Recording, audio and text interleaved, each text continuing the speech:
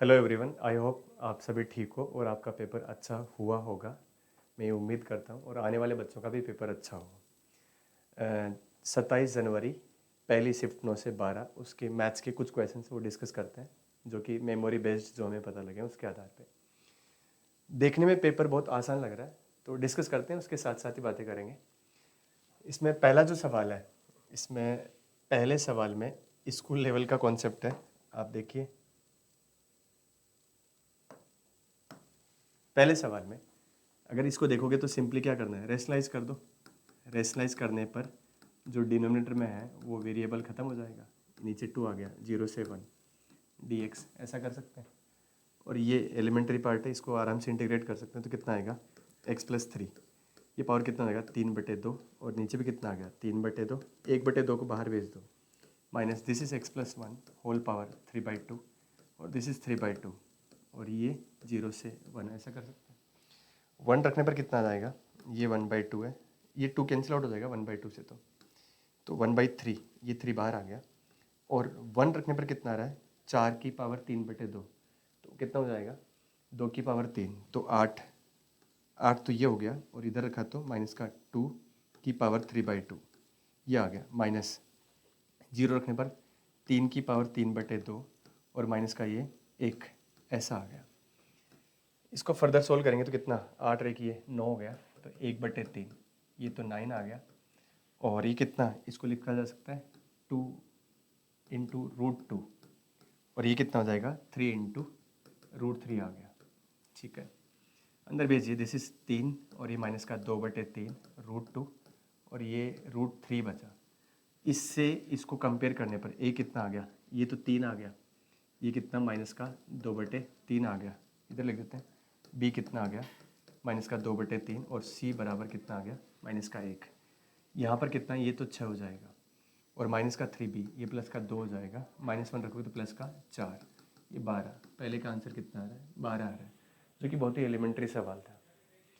अगले सवाल पे चलते हैं, नेक्स्ट क्वेश्चन।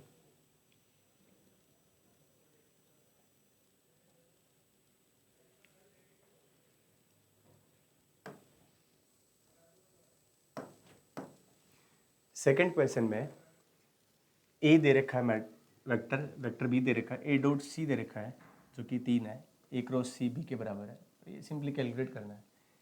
एक बार पहले इसको अंदर भेज के देखते हैं, शायद कुछ हो सकता है, ईजी बन जाए। तो उसको अंदर ट्रांसफ़र करेंगे तो क्या बनेगा, A dot C cross B, और ये माइनस का ए डॉट बी, और ये ए डॉट सी, यही बनेगा। अब ये एसटीपी में एक सिंपल सा कॉन्सेप्ट है। सिंपल सा कॉन्सेप्ट क्या है कि डॉट और क्रॉस को आप इंटरचेंज कर सकते हैं।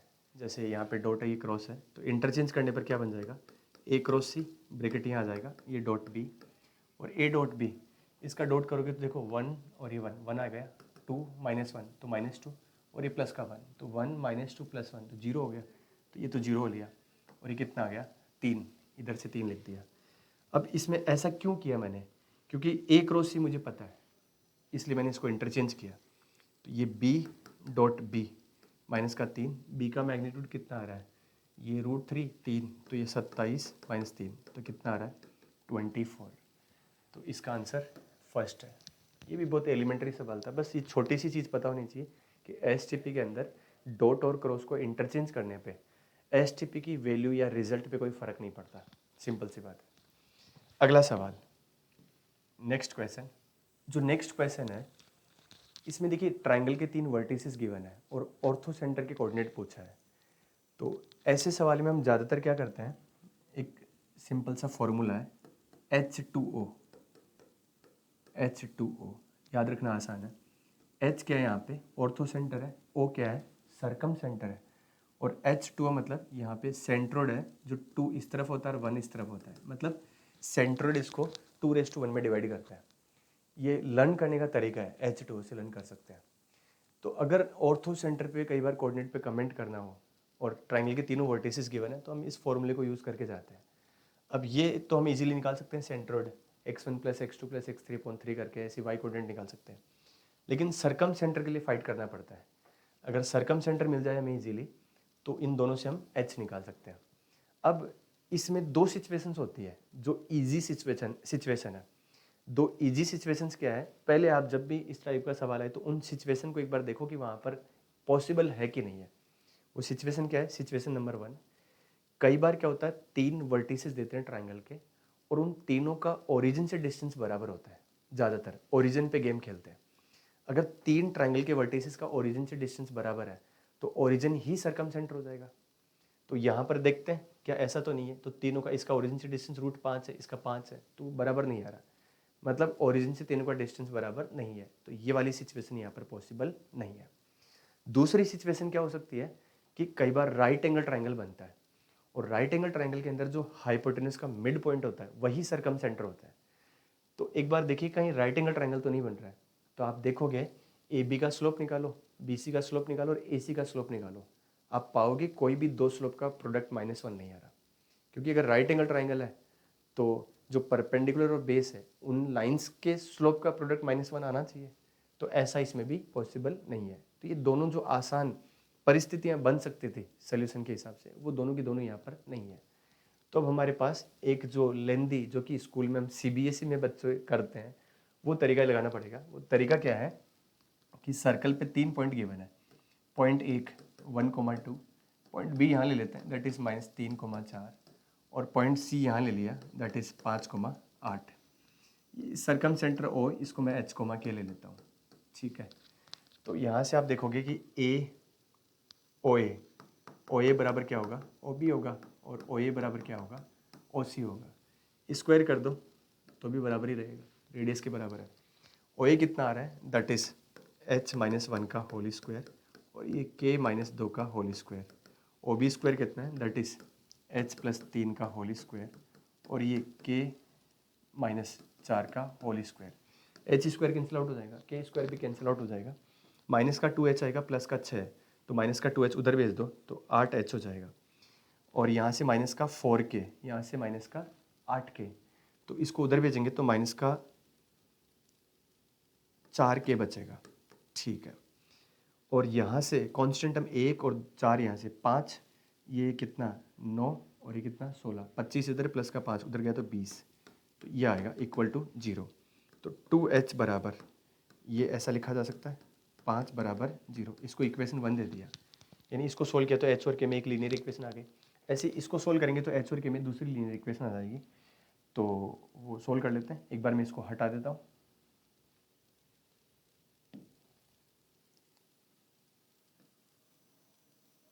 C जो है 5,8 है, हम ऊपर देख लेंगे C, ठीक है।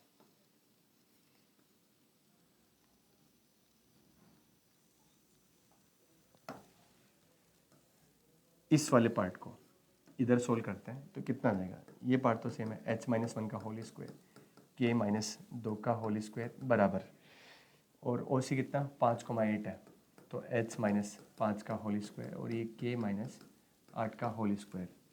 H स्क्वायर गया माइनस का 2H और माइनस का 10, H इधर भेजिए तो प्लस का 8H बचेगा, माइनस का 4K और वो कितना माइनस का 16K, तो इधर भेजेंगे तो प्लस का 12K बचेगा, ठीक है। 1 और 4, 5 तो कॉन्स्टेंट हम इधर हो गया, 25 और 64 को, तो 5 को उधर भेजा तो 25 में से 20 बचा, 20 और 64 कितना 84, तो माइनस का 84 बराबर 0, ऐसा कर सकते हैं।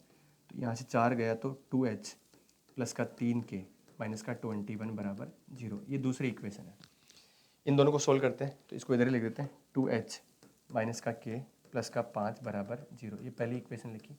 माइनस करने से कितना आएगा 4K और ये कितना 26, तो ये कितना 26 इधर भेज दिया तो K बराबर कितना आ गया 13/2, ये K की वैल्यू आ गई। इसको इसी में उठा के रख दो तो H भी आ जाएगा, तो 2H बराबर ये आ जाएगा 13/2 माइनस का 5, तो ये 3/2, तो H बराबर कितना आ गया 3/4, यानी वो जो सरकम सेंटराइज ट्राइंगल का उसका एक कोऑर्डिनेट आ गया। सरकम सेंटर पता है, सेंट्रोइड इजीली निकाल सकते हैं, तो एक बार मैं डिलीट कर देता हूँ पहले। सेंट्रोइड, सरकम सेंटर तो हमारे पास कितना आ गया दैट इज 3/4, 13/2, ठीक है। सेंट्रोइड निकाल सकते हैं, सेंट्रोइड कितना आएगा दैट विल बी 1, 5, 6 और ये 3/3, तो 1, ये 6 और 8 14, 14/3, तो वो फॉर्मूला लगाते हैं H2 वाला, ये H ले लेते हैं, इसको अल्फ़ा कोमा बीटा ले लेते हैं, और ये सेंट्रोइड है 2⁻1 है, और ये सरकम सेंटर है। ये आपका 1,14/3 है, और ये कितना है 3/4,13/2 है। अब यहाँ से देखिए ये अल्फ़ा इंटू 1, तो अल्फ़ा प्लस 3/4 इंटू ये, तो 3/2 बचेगा अपॉन कितना, दोनों रेशियोज़ का सम बराबर कितना कर दिया 1। 3 को इधर भेजा तो यहाँ से अल्फ़ा बराबर 3 माइनस 3/2, तो कितना 3/2 आ जाएगा। ठीक है, तो एक्स कोऑर्डिनेट 3/2 तो उसी में आ रहा है, तो वाई कोऑर्डिनेट निकालने की ज़रूरत नहीं है, ये हो जाएगा। बाकी वाई कोऑर्डिनेट निकालना चाहो तो चेक कर लेते हैं एक बार, ठीक है, कि कहीं गड़बड़ तो नहीं हो गई है। तो वाई कोऑर्डिनेट देखोगे तो क्या आ जाएगा, दिस बीटा इंटू 1, तो बीटा प्लस दिस 13/2 इंटू 2, तो 13 बटे में कितना, दोनों रेशियोज़ का सम बराबर 14/3, ये कैंसिल हो गया, तो बीटा बराबर 1। वाई कोऑर्डिनेट भी मैच हो रहा है, मतलब कैलकुलेशन ठीक है। तो ये भी एक आसान सवाल है, स्कूल लेवल टाइप का सवाल है। तो इसमें बस आपको मेनली क्या करना है कि इस पेपर में मेरे को जो समझ में आता है, इस पेपर में जिस बच्चे की कैलकुलेशंस में एक्यूरेसी अच्छी है, मतलब जो एरर फ्री कैलकुलेशंस करता है, उसका स्कोर ज़्यादा आएगा, क्योंकि पेपर का लेवल बहुत आसान है। तो यहाँ पर क्या मैटर करेगा, एक तो टाइम मैनेजमेंट, कि हड़बड़ाहट ना हुई हो पेपर में। कई बार बच्चे आसान पेपर होता है फिर भी घबरा जाते हैं, तो एक तो हड़बड़ाहट ना हुई हो, और इसके अलावा एक्यूरेसी जिसकी अच्छी है उसके मार्क्स ज़्यादा आएंगे इन कंपेयर टू जिसने ज़्यादा पढ़ा कम पढ़ा, वो ज़्यादा मैटर नहीं करेगा यहाँ पे। अगले सवाल पे चलते हैं, फोर्थ क्वेश्चन। फोर्थ क्वेश्चन भी आप देखोगे तो 10th के शायद एनसीईआरटी की बुक में भी होगा इस टाइप का सवाल। तो इसमें देखिए एक एपी ये है, ठीक है, जिसका पहला टर्म 3 है, दूसरा टर्म 9 है, कॉमन डिफरेंस कितना है 6 है, और टोटल 25 टर्म्स है। तो इस एपी का एक बार 25th टर्म निकाल लेते हैं। तो पहला टर्म 3 है और 25 है, तो 24 इंटू कितना, दैट विल बी 6, तो ये कितना 144 + 3, तो 147 आ जाएगा। और यहाँ पर ये दूसरी एपी है, इसमें टोटल 37 टर्म्स है, पहला टर्म तो 3 है और कॉमन डिफरेंस कितना है 5 है। तो इसका अगर मैं A37 निकालूँ तो ये कितना आएगा 3 प्लस ये 36 इंटू D 5 है, तो ये तो 180 हो गया, तो 183 हो गया। मैंने पहले पूरा सवाल पढ़ा था, उसके बाद में मैंने ये सोचा कि इन दोनों को फाइंड कर लेता हूँ। इन दोनों को फाइंड क्यों किया, क्योंकि इसने कॉमन टर्म्स के बारे में पूछा है। तो कॉमन टर्म्स जो है, आप देखिए इसका मैक्सिमम जो टर्म्स की वैल्यू है वो 147 है, और इसका जो हाईएस्ट टर्म है वो 183 है। तो जो कॉमन टर्म होगा वो 147 से तो ज़्यादा नहीं हो सकता। तो यहाँ से पता लग गया कि जो कॉमन टर्म्स से सीक्वेंस बनेगी या एपी बनेगी, उसका मैक्सिमम टर्म इसको क्रॉस नहीं करेगा। अब कॉमन टर्म से सीक्वेंस जो बनेगी वो कौन सी है, आप देखिए पहला टर्म तो कॉमन है ही, इसमें दिख ही रहा है। तो जो नई सीक्वेंस बनेगी उसका पहला टर्म तो कॉमन है ही, और दूसरा कॉमन टर्म से जो सीक्वेंस बनेगी वो भी एपी होगी, और उस एपी का जो कॉमन डिफरेंस है वो दोनों एपी के कॉमन डिफरेंस का एलसीएम के बराबर होता है। तो इसका 6 है और उसका 5 है, तो एलसीएम कितना हो गया 30। तो ये 30, अगला टर्म क्या 30 कॉमन डिफरेंस है, तो ये 33, फिर 38 गया तो कितना 63, ऐसे चलेगा। इसको ऐसे काउंट कर सकते हैं, 147 से ज़्यादा नहीं होना चाहिए, ये 93 हो जाएगा, और अगला टर्म क्या हो जाएगा 123, और अगले टर्म पे 38 करोगे तो 153 जा रहा है। तो सिंपल सी बात है, तो ज़्यादा है, कितना टर्म्स है 5 टर्म्स है, समझ आ रहा है। तो 5 पे टिक लगा दो इसमें। और अगर मान लो सपोज करो कि ये कुछ बड़ी वैल्यू होती तो फिर क्या करते हैं, इसका जनरल टर्म लिखते हैं आप an, और वो लेस देन क्या करते हैं, जो भी यहाँ पर इसमें मिनिमम है वो लिख देते हैं। तो इसको सोल्व करने पर यहाँ से n की वैल्यू मिल जाती, तो वही n की वैल्यू मतलब वो टोटल नंबर ऑफ टर्म्स आ जाता जो कॉमन टर्म्स बन रहे हैं। ठीक है, तो ये भी सिंपल सवाल है। अगले सवाल पे चलते हैं, सवाल नंबर 5। अब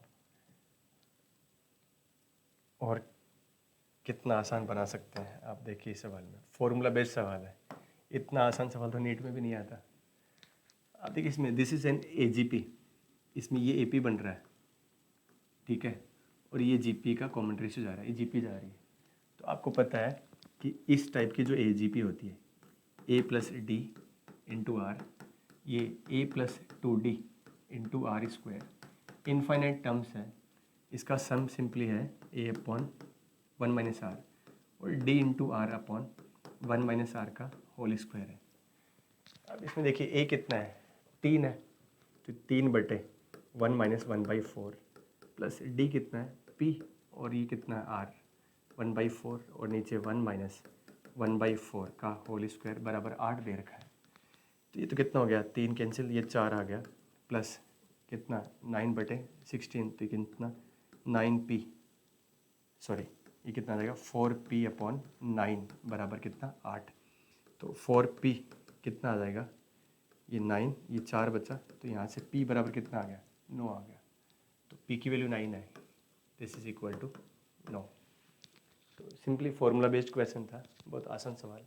आगे बढ़ते हैं, सवाल नंबर 6 क्वेश्चन में आप अगर देखो तो इन जनरल आप देखोगे 6 क्वेश्चन के अंदर, तो 6 क्वेश्चन में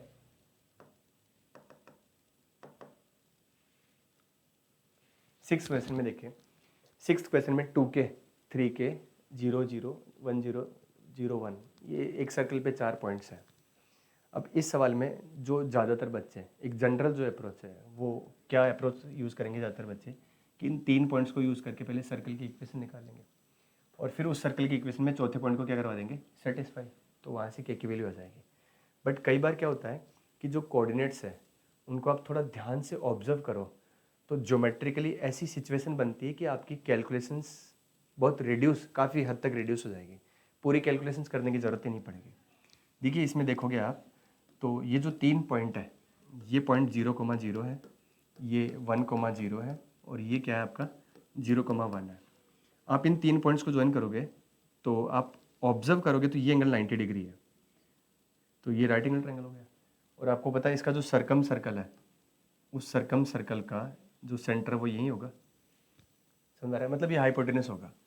और जो चौथा पॉइंट है, वो चौथा पॉइंट यहाँ ले लेते हैं, मान लेते हैं ऐसा ये है, अगर ये हाइपोटेनस है, राइट एंगल, ये मतलब सर्कल का डायमीटर है, तो ये जो एंगल बनेगा वो भी कितना हो जाएगा 90। अब यहाँ पर ये एंगल 90 है, तो इसकी स्लोप और इसकी स्लोप का प्रोडक्ट क्या हो जाएगा -1। तो यहाँ से क्या लिख सकते हैं 3k - 1 और 2k - का 0, इसका स्लोप निकाला, इनटू इसका स्लोप निकालोगे तो कितना 3k - 0 अपॉन 2k - का 1, और ये -1 आ गया। सोल्व करने पर 9k² और ये कितना आ जाएगा -3k बराबर, इधर मल्टीप्लाई करेंगे तो 2k - 4k² आ जाएगा। इसको इधर भेजने पर क्या आ जाएगा, दिस विल बी 13k² और दिस विल बी 5k। तो सोल्व करने पर k की वैल्यू एक तो 0 आ रही है और एक 5/13 आ रही है। ऑप्शन में k 0 नहीं है, एक बात। दूसरी बात, k 0 लेंगे तो ये पॉइंट और ये पॉइंट कोइंसाइड कर जाएगा, तो फिर अलग अलग देने का कोई सेंस ही नहीं था। तो यहाँ पर जो है ये वैल्यू मोस्ट अप्रोप्रिएट वैल्यू है, दैट इज़ 5/13, तो ये वाला ऑप्शन है। Again this is a very simple question. आगे बढ़ते हैं।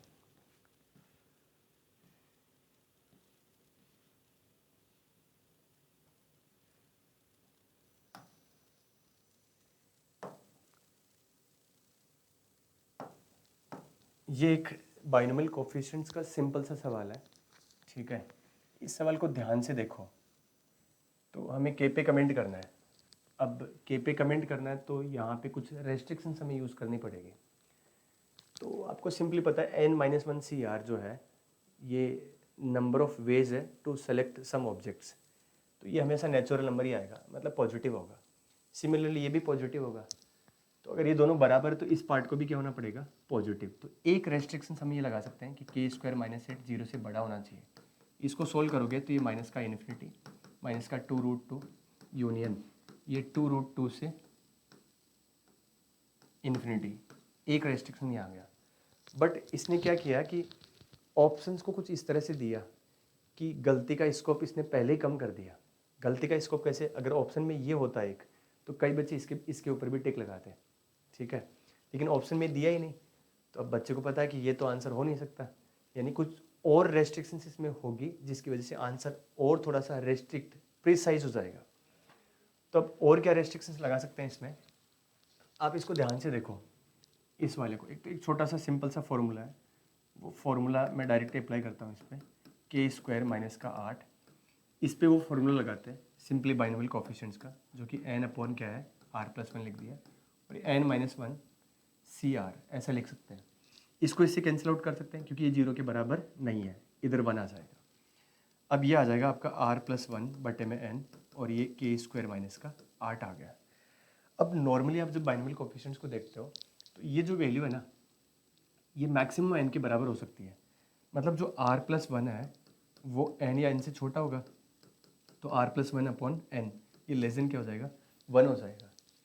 मतलब ये 1 या 1 से कम रहेगा, तो ये लेस देन 1 कर दिया, तो यहाँ से k² - 9 less than equal to 0, तो k क्या आ गया, -3 से 3। अब एक रेस्ट्रिक्शन ये थी और एक रेस्ट्रिक्शन ये, दोनों का इंटरसेक्शन लेंगे तो ऑप्शन फर्स्ट आ जाएगा, ओपन इंटरवल आएगा, यहाँ पे ओपन इंटरवल है।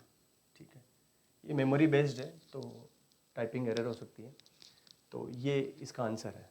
ठीक है, अगेन एलिमेंट्री क्वेश्चन, बस थोड़ा सा इसमें ये रेस्ट्रिक्शंस लगाने में आपको हल्का फुल्का दिमाग लगाना था। नेक्स्ट क्वेश्चन, ये एक कॉन्सेप्चुअल क्वेश्चन है, मतलब आपको ये कॉन्सेप्ट पता है तो आप इस क्वेश्चन को फटाफट कर देंगे। ये कॉन्सेप्ट क्या है इसमें, इसको मैं ऐसे लिख सकता हूँ, f(x - ln x - x) बराबर f(y - ln y - y), ऐसा लिखा जा सकता है। अब इसको ध्यान से ऑब्जर्व करिए आप, x और y दोनों इंडिपेंडेंट वेरिएबल है। आप इसमें x की वैल्यू कुछ भी रखिए, इसमें y की वैल्यू कुछ भी रखिए, और दोनों हमेशा क्या आ रहे हैं, बराबर आ रहे हैं। इस बात का मतलब क्या है, ये तभी पॉसिबल हो सकता है जब ये कांस्टेंट के बराबर हो, तो इसको c मान लेते हैं। मतलब एक बार सोच के देखिए, इसमें x कुछ भी रखिए, इसमें y कुछ भी रखिए, हमेशा बराबर आ रहा है।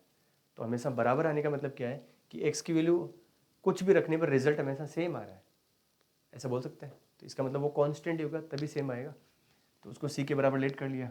तो ये इसमें एक कॉन्सेप्ट है, ये चीज़ अगर क्लियर है तो बाकी सवाल में फिर कुछ है ही नहीं। इसमें फर्दर क्या किया जा सकता है, f(x) बराबर ln x प्लस का x प्लस का c, वहाँ f' पूछा है तो f' किया तो क्या हो जाएगा, ये c भी चला गया, 1/x प्लस 1 बचा। अब f' 1/k² कैलकुलेट करोगे तो क्या आएगा, k² प्लस 1 हो जाएगा।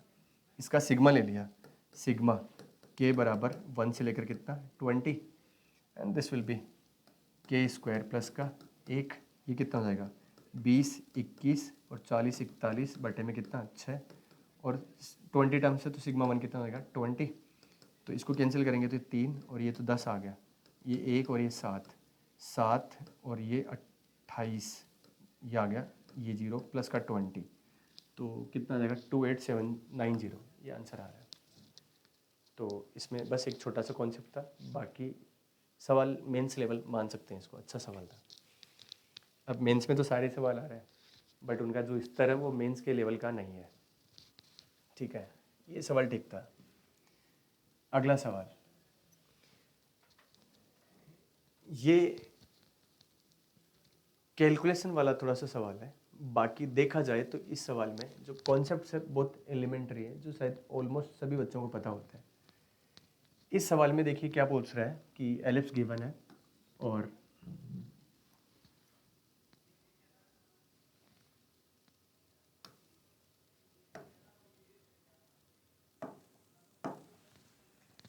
एलिप्स गिवन है इस टाइप से, मान लेते हैं ये ले लिया, ये 5 है और ये कितना है 4, ये पॉइंट है 1/2, 2/5, यहाँ से कोड ड्रॉ की जो इस पॉइंट पे बाइसेक्ट हो रही है, मतलब ये पार्ट इसके बराबर है। ठीक है, ये पॉइंट P ले लेते हैं, जो भी गिवन है इसको P बोल दिया, तो इसके हिसाब से AP बराबर क्या है PB है। तो आपको इसका एक फॉर्मूला पता है, कॉन्सेप्ट पता है कि अगर इसकी इक्वेशन हमें निकालनी तो सिंपली T बराबर क्या कर दो S1 with respect two point P। तो इक्वेशन निकालते हैं, T बराबर S1, तो T क्या हो जाएगा, x² को रिप्लेस कर दो x इंटू x1 से, तो 1/2 अपॉन में 25 प्लस y को रिप्लेस कर दो y इंटू y1 से अपॉन का 16 बराबर 1, तो this will B x upon 50 plus y upon 40 बराबर कितना, S1 भी लिखना है तो ये माइनस का 1, ये तो S1 T हो गया, S1 कितना हो जाएगा 1/2 का होल स्क्वायर बटे में कितना 25 प्लस का 2/5 का होल स्क्वायर बटे में कितना 16 माइनस का 1। ये t है वो s1 है, 1 से 1 कैंसिल आउट हो जाएगा और ये कितना आ जाएगा 1/4 इंटू ये तो 1/100 और ये कितना 4/25 तो 4 से कैंसिल तो 1 ये भी क्या आ गया 100 हो गया।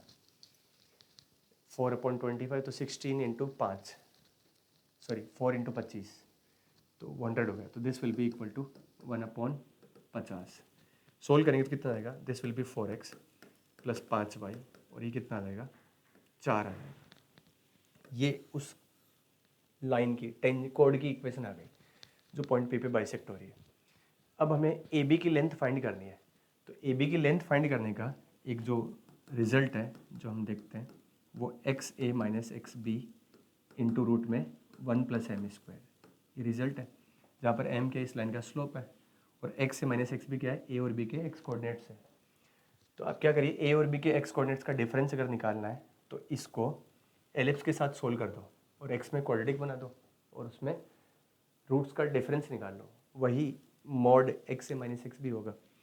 तो यहाँ से क्या करिए y की वैल्यू निकाल कर उसमें रखते हैं तो 4 माइनस 4x बटे 5 ये उठा के इसमें रखेंगे तो कितना आएगा दिस विल बी x² बटे में 25 प्लस 4 माइनस 4x का होल स्क्वायर और अपन में कितना दिस विल बी 25 इंटू 16 25 मैंने बाहर ले लिया बराबर 1 तो 16 तो कैंसिल आउट 25 को उधर भेज दो तो x² प्लस का 1 माइनस x का होल स्क्वायर बराबर 25। ये कितना हो जाएगा 2x² माइनस का 2x माइनस का 24 बराबर 0। तो यहाँ से कितना हो जाएगा x² माइनस का x माइनस का 12 बराबर 0। तो x माइनस का 4 इंटू एक्स प्लस का कितना 3 बराबर 0। तो x बराबर 4 और माइनस का 3 आ गया। तो ये 4 जो है वो इसका x कोऑर्डिनेट है और माइनस का 3 क्या है इसका x कोऑर्डिनेट है। डिफरेंस कितना आ गया 7। तो ये वैल्यू तो हो गई 7 और इधर रूट के अंदर 1 प्लस स्लोप कितना है इस कोड का दैट इज़ माइनस का 4/5 तो ये 16/25 हो जाएगा।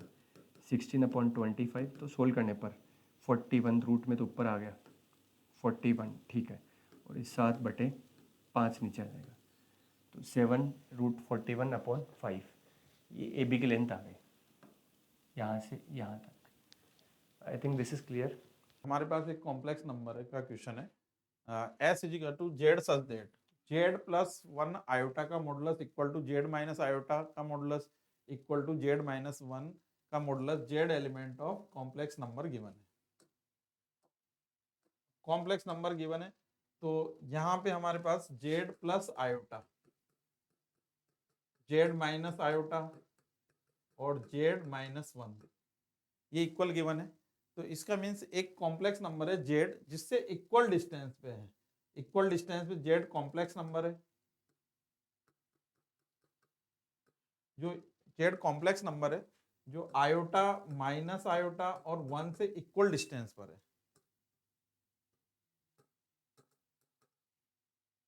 इक्वल डिस्टेंस पे है तो मीन्स जो कॉम्प्लेक्स नंबर है हमारे पास वो क्या हो सकता है जो इक्वल डिस्टेंस पे हो। तो जो कॉम्प्लेक्स नंबर है वो क्या हो सकता है 0 हो सकता है। कॉम्प्लेक्स नंबर की वैल्यू क्या हो सकती है 0 जो तीनों से क्या हो इक्वल डिस्टेंस पे हो। तो यहाँ पे क्या हो जाएगा iota is equals to minus iota और इज इक्वल्स टू कितना हो जाएगा -1 मीन्स 1 1 और 1। तो जो जेड कॉम्प्लेक्स नंबर है उसकी वैल्यू क्या हो सकती है 0। तो नंबर ऑफ एलिमेंट हमारे पास सेट एस में हो जाएगा 1 इज करेक्ट आंसर। हमें स्टैटिक्स का क्वेश्चन है इसमें 10 डाटा का सम गिवन है और उनका प्रोडक्ट गिवन है A1 A2 A2 A3 उनका सम गिवन है and find the standard deviation find out करना है। तो स्टैंडर्ड डेविएशन फाइंड आउट करने के लिए फॉर्मूला होता है summation a² minus summation a/n का होल स्क्वायर। तो समेशन a तो A1 plus A2 plus up to A10 इसका सम गिवन है हमें, इसका सम गिवन है 50। अब स्क्वायरिंग बोथ साइड कर दें तो स्क्वायरिंग बोथ साइड करेंगे तो क्या रिजल्ट आ जाएगा summation a² plus 2 times of summation ai plus ai into AG equal to 2500। इसकी वैल्यू सब्स्टिट्यूट करते हैं। इसकी वैल्यू गिवन है अपने को समेशन a² की मतलब समेशन a1 a2 की वैल्यू गिवन है और समेशन a² की वैल्यू फाइंड आउट करना है। तो इसकी वैल्यू गिवन है 1100 इज इक्वल्स टू 2500। तो समेशन a² की वैल्यू फाइंड आउट हो जाएगी 2500 माइनस 2200 मीन्स समेशन ए स्क्वायर फाइंड आउट हो जाएगा 300, इसकी वैल्यू आ जाएगी 300। अब समेशन ए स्क्वायर की वैल्यू सब्स्टिट्यूट कर दें फॉर्मूले में, तो ये रिजल्ट हो जाएगा समेशन ए स्क्वायर, तो 300 divided by number of data, number of data कितना है 10, समेशन ए कितना है 50 डिवाइडेड बाय 10 का होल स्क्वायर, इसको कैलकुलेट करें तो ये हो जाता है हमारे पास 30 माइनस 25, तो फाइनल रिजल्ट आ जाएगा √5। Correct answer is √5। Next question की बात करें, नेक्स्ट क्वेश्चन है अपना प्रोबेबिलिटी से रिगार्डिंग क्वेश्चन है। हम कह रहे हैं कि प्रोबेबिलिटी में इसमें क्वेश्चन आया है कि एक डाइस को थ्रो करते हैं तो क्या आ जाता है अपने पास 6 आने की प्रोबेबिलिटी फाइंड आउट करनी है, वो x से डिनोट है, तो और a की वैल्यू फाइंड आउट करनी है जब 3 से मोर देन टाइम में 6 आता है, मतलब 4 टाइम्स में आता है, 5 टाइम में आता है, 6 टाइम में। b फाइंड आउट करना है 3rd टाइम में जब 6 आता है, और c अपने को फाइंड आउट करना है जब 6 या मोर देन टाइम्स में आता है या 3 से मोर देन, उसका रेशो फाइंड आउट करना है। तो सबसे पहले हम स्टार्ट करते हैं कि एक डाइस में 6 आने की प्रोबेबिलिटी क्या है अपने पास, उसकी 6 आने की प्रोबेबिलिटी देखेंगे तो वो कितनी हो जाएगी 1/6। 6 ना आने की प्रोबेबिलिटी कितनी हो जाएगी 1 माइनस 1/6 मीन्स कितना हो जाएगा 5/6 होगा। अब ए की वैल्यू फाइंड आउट करें, 3 से मोर देन टाइम में 6 आता है, मतलब फर्स्ट 2 टाइम में 6 नहीं आया, तो फर्स्ट 2 टाइम में 6 ना आने की प्रोबेबिलिटी कितनी हो जाएगी 5/6 इंटू 5/6। अब 3rd टाइम में भी 6 नहीं आया, अब 4 टाइम में जाके 6 आया, पहली टर्म्स ये हो गई। सेकेंड टर्म्स क्या हो जाएगी 5/6 5/6 5/6 इंटू 5/6 इंटू 1/6, ऐसे ये हम इंफिनिटी तक लिख सकते हैं। 4 टाइम में आया हो, 5 टाइम में आया हो, 6 टाइम में आया हो, तो इसको सोल्व करने के लिए हम इनफाइनाइट जीपी यूज करें, वो उसका रिजल्ट हो जाएगा a/1 - r। a का मतलब कितना हो गया 5/6 की होल पावर कितना हो गया 3 इंटू 1/6, 3 इंटू 1/6 हो जाएगा, और 3 इंटू 1/6 है डिवाइडेड बाई 1 माइनस आर, और कॉमन रेशो कितना आ जाएगा, इसका कॉमन रेशो आ जाएगा हमारे पास 5/6। तो ए की वैल्यू फाइंड आउट हो जाएगी हमारे पास 5/6 का होल क्यूब इंटू 1/6 इंटू 1/6, ये कैंसिल आउट होगा, 5/6 का होल क्यूब। बी की बात करें तो बी है हमारे पास एग्जैक्टली 3 टाइम में 6 आया हो, तो क्या हो जाएगा फर्स्ट 2 टाइम में 6 नहीं आया, 5/6 इंटू 1/6, तो इसकी कैलकुलेशन हो जाएगी 5/6 की होल स्क्वायर इंटू 1/6। देन सी की बात करें तो सी क्या है 6 से मोर देन टाइम में आया हो, 6 या 6 से मोर देन टाइम में आया हो, तो उसकी प्रोबेबिलिटी को सोल्व करने के लिए फर्स्ट ऑफ ऑल हम उससे greater than probability find out कर लेते हैं। तो क्या रिजल्ट आ जाएगा अपने 6 से मोर देन टाइम, तो 6 टाइम में आया हो तो 5/6 की होल पावर 5 इंटू 1/6, 7 टाइम में आया हो तो 5/6 की whole power 6 into 1/6, up to infinity तक चल सकता है ऐसे। इसमें भी जीपी यूज कर सकते हैं, तो 5/6 की whole power 5 into 1/6 upon 1 minus R, R का मतलब हो गया 5/6, तो 5/6 की होल पावर 5 इंटू 1/6 और 1/6, ये कैंसिल आउट हो जाएगा, 5/6 की होल पावर कितनी हो जाएगी 5। देन इसको कैलकुलेट करें, सी की वैल्यू कैलकुलेट करें तो प्रोबेबिलिटी है अपने पास ग्रेटर देन 6 के लिए, तो 5/6 की whole power 5 divided by greater than 3 के लिए, तो ग्रेटर देन 3 के लिए वैल्यू सब्स्टिट्यूट कर देते हैं 5/6 की होल पावर 3, कैंसिल आउट करेंगे तो 5/6 का होल स्क्वायर फाइंड आउट होगा। देन अब इसमें वैल्यू सब्स्टिट्यूट कर देते हैं, ए की वैल्यू सब्स्टिट्यूट करेंगे तो ए का रिजल्ट है हमारे पास a plus B divided by C. A का रिजल्ट है 5/6 का होल क्यूब, बी का रिजल्ट है 5/6 का whole square into 1/6, and C का रिजल्ट है 5/6 का होल स्क्वायर। इसको सोल्व करें, डिवाइड करें तो यहाँ तो रिजल्ट हो जाएगा 5/6 प्लस यहाँ पे आ जाएगा रिजल्ट 1/6, तो 6/6 मीन्स रिजल्ट आ जाएगा 1। बच्चों नेक्स्ट क्वेश्चन है हमारे पास, ये क्वेश्चन गिवन है, वेक्टर का क्वेश्चन है, तो ये क्वेश्चन थोड़ा सा अनकम्प्लीट है, इसमें डेटा रॉन्ग है। तो क्वेश्चन जो है बच्चों से जो क्वेश्चन हमें पता लगा है वो क्वेश्चन है A vector, memory based question है, तो कुछ डाटा गलत था इसमें, तो जो करेक्ट डाटा है वो है A vector is equal to 2α minus 4j minus K and B vector है αi plus αj plus 4 K. Then question में फाइंड आउट करना है positive value of alpha. Positive value of alpha find out करना है और इसके between given है A and B, जो वेक्टर है उनके बिटवीन एक्यूट एंगल गिवन है। तो एक्यूट एंगल है तो ए वेक्टर डॉट बी वेक्टर का जो डॉट प्रोडक्ट है वो क्या होगा, ग्रेटर देन 0 होगा। मींस इनके बिटवीन जो एंगल है वो कितना एंगल होगा, 90 से लेस देन और 0 से ग्रेटर देन होगा। मींस ए डॉट बी की बात करें तो ई डॉट बी उसका क्या होगा, ग्रेटर देन 0 होगा। तो इन दोनों के बीच में डॉट प्रोडक्ट करें तो alpha square minus 4 alpha minus 4 greater than कितना होगा, 0 होगा। मींस अल्फा ए के साथ डॉट प्रोडक्ट करेंगे तो अल्फा स्क्वायर माइनस 4 जे का 4 अल्फा ए के साथ डॉट प्रोडक्ट करेंगे तो माइनस 4 अल्फा माइनस 4।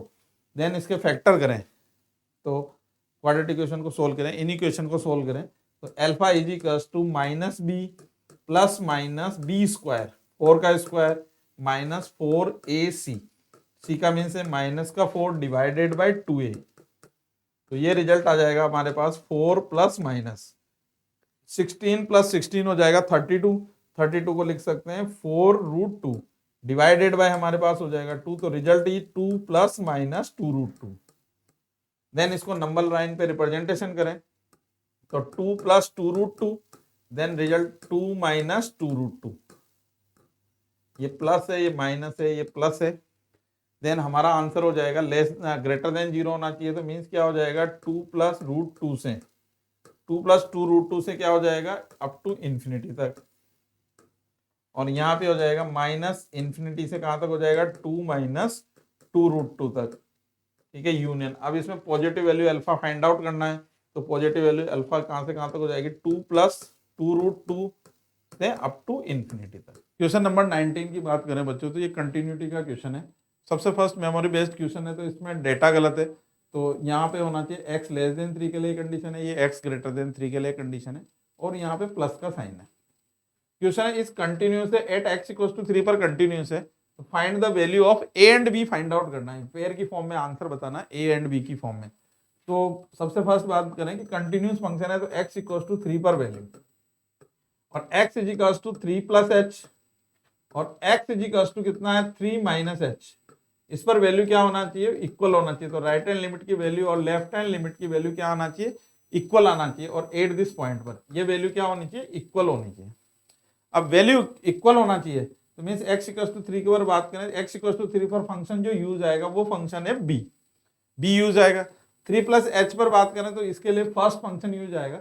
इसमें ग्रेटेस्ट इंटीजर फंक्शन है तो ग्रेटेस्ट 3 से ग्रेटर है तो 3 से कुछ ग्रेटेस्ट वैल्यू लेते हैं तो 3.1 का ग्रेटेस्ट इंटीजर कितना हो जाएगा 3.1 का ग्रेटेस्ट इंटीजर है 3।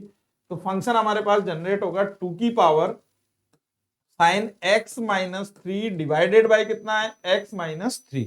मीन्स इसकी वैल्यू हो जाएगी जब यहाँ पे लिमिट है लिमिट x टेंड्स टू 3 तो 2 की पावर पर हो जाएगा अपने पास 0/0 form. Means sign x minus 3 over x minus 3 की वैल्यू हो जाएगी 1। तो देन अपने पास रिजल्ट आ गया, राइट हैंड लिमिट की वैल्यू होगी 2। देन लेफ्ट हैंड लिमिट की बात करें तो इस पर 3 से लेस देन वैल्यू फिल करें, 3 से लेस देन सपोज कर लें 2 फिल कर लेते हैं। अब 2 फिल करें तो इस मॉडुलस फंक्शन की वैल्यू 4 माइनस 12 इंटू 2 प्लस 7 होगा। तो ये मॉडुलस फंक्शन की वैल्यू हमारे पास कितनी हो जाएगी 11 माइनस 24 नेगेटिव होगा। तो मॉडुलस फंक्शन के सामने क्या यूज करना होगा, नेगेटिव साइन। तो मीन्स ये फंक्शन बन जाएगा a, नेगेटिव नेगेटिव क्या बन जाएगा पॉजिटिव। तो x square minus 12x plus 7 divide में क्या हो जाएगा b into x square minus 12x plus 7। Denominator से नोमिनेटर कैंसिल आउट होगा, यहां से वैल्यू फाइंड आउट हो जाएगी माइनस की a बाई बी। अब तीनों वैल्यू को इक्वल कर दें तो minus a by B is equals to b is equals to 2। तो b की वैल्यू फाइंड आउट हो गई 2, b इज 2। देन हम बात करें minus a by B is equals to 2 तो a इज इक्वल्स टू हो जाएगा माइनस का 2b। तो a इज इक्वल्स टू हो गया माइनस 2 इंटू 2 मीन्स a की वैल्यू फाइंड आउट हो जाएगी -4। तो करेक्ट आंसर इज -4, 2। तो 19 नंबर का जो क्वेश्चन है उसका आंसर करेक्ट होगा -4, 2 is correct answer. Question number 11 है बच्चों अपने पास। इफ फंक्शन डिफाइन है n-1 से, नेचुरल नंबर -1 से नेचुरल नंबर में डिफाइन है और fn इज इक्वल्स टू उसकी डेफिनेशन है highest prime factor of n। तो नेचुरल नंबर के हाईएस्ट प्राइम फैक्टर लेना है। मींस इसमें फंक्शन में हमने इंसर्ट किया फर्स्ट नेचुरल नंबर 2। ठीक है, इसने 1 बना कर रखा है n-1 से। तो टू इंसर्ट किया तो इसके प्राइम फैक्टर आ जाएंगे 1 इंटू टू, मीन्स हाइएस्ट जो प्राइम फैक्टर होगा वो 2। फिर 3 इंसर्ट करोगे तो इसका प्राइम फैक्टर हो गया 1 इंटू थ्री। देन इसमें 4 इंसर्ट करोगे तो इसका प्राइम फैक्टर आ जाएगा अपने पास 1 into two into two. Then highest prime factor आ गया 2।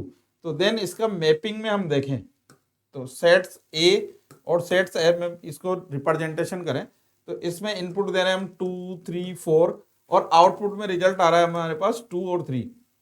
तो 2 का आउटपुट कितना है 2, 3 का आउटपुट कितना है 3 एंड 4 का आउटपुट कितना है 2।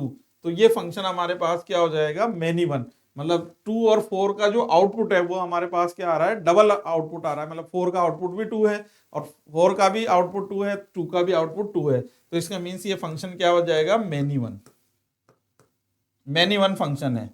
देन इसमें जब रिजल्ट दे रहे हैं हम इसमें इंसर्ट कर रहे हैं 5 इंसर्ट कर रहे हैं तो इसका आउटपुट आ रहा है, इसका प्राइम फैक्टर हो जाएगा 5, 1 इंटू 5 मीन्स 5।